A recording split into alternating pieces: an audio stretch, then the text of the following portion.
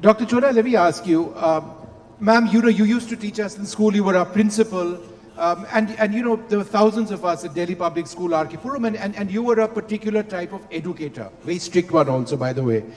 But when you went back home, you had to cater to Tamanna, her very special needs, her needs in growing up, her emotional requirements. How for you was it such a challenge, from working in that school environment, and then coming back home and being an educator and a friend and a mother in a very different sense? If I can have a student like you, then my mothering became very easy. Dear friends, you'll be so surprised that I didn't really bring up Tamanna alone. The whole student community was bringing up Tamanna. And that's a fact. I would sometimes bring her to the school itself, and all the kids wanted to help me. They said, "Ma'am, you go teach. We'll play with her. We'll look after her." And that gave her the confidence to be with more and more people. She was not in a world by herself. She was in a world of dipsides. So Vishnu being an example, you can understand what fortune I had. For me, DPS and home, kids and my own kids were one. And I think that's what makes a difference in the life of a teacher. I was in DPS for 40 years. Tamanna turns 53. And when I came to DPS, and she was just about 13, but the doctor said that she is like a 3-year-old baby. So you appreciate what I'm trying to say? She was 10 years behind time, having been born with cerebral palsy and delayed milestones. But I did not leave one stone unturned to be able to reach out to the physiotherapist, speech therapist, and the school, DPS, the society, gave me 2 years at different times to take her to UK and USA for education, where I also educated myself. And that's how 40 years ago we set up Tamanna. And today we have thousands of students who passed out of Tamanna, and they're also working.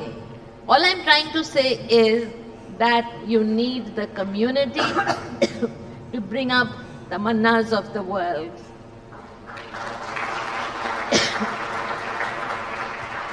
I wouldn't be flattering really NDTV, but we need more such programs. Dr. Chona, is that something, I know you would have gone through as well, fighting stigma.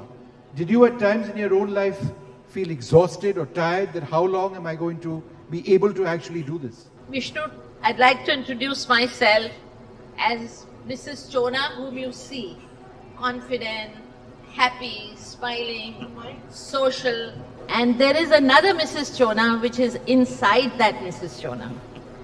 That Mrs. Chona is hidden, which I would like to share with you. Yeah, just put the... I am taking you to another level of this discussion, and that level is the one that we all need to give attention to. What about our children after us? You have the best of friends, you have the best of family, but finally, we are going to outlive them.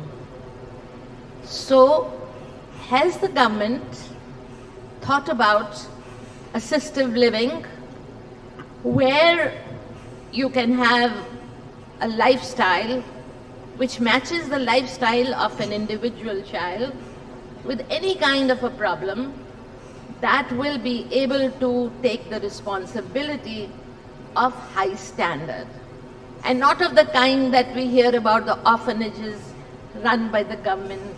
What we are looking for is land, we are looking for cottages, we are looking for psychologists, as in Germany, in Europe, in America, in most of the countries. These kids live together and they are actually taken responsibility of. What I fear at this age is that Tamanna has had the best of time. She has a very, very loving brother and sister-in-law. But finally, Tamanna is not the whole world. There is this situation where we need to think about 50 years from now, 40 years from now, 30 years from now, what's going to happen. So I would like, there's a lot of corporate presence here, to think about it, and there are enough people who will put their heads together to run these small homes where there are play fields, there are some kind of leisure activities, like you have, already set up in Dehradun and some places where old people can live. We should not be having this program only on the day of disability. We should have part of the day in every channel devoted to that 10 to 15% of the population that requires to be understood, where awareness has to be created, where an atmosphere of life of acceptability has to be created. We need a kind of literature which has not been promoted about stories about people where, others can read each other to know how common their problems are. We should be celebrating a superability day. There is no such word as a disability. This is actually, they are more enabled, the kind of emotions, the love, the affection, the kind of feelings they have is much greater than any of us, where we get very, individualistic, ego comes to play, our careers become more important, but they are the ones who are giving and giving. The love that they have, the purity of love that they have is absolutely divine.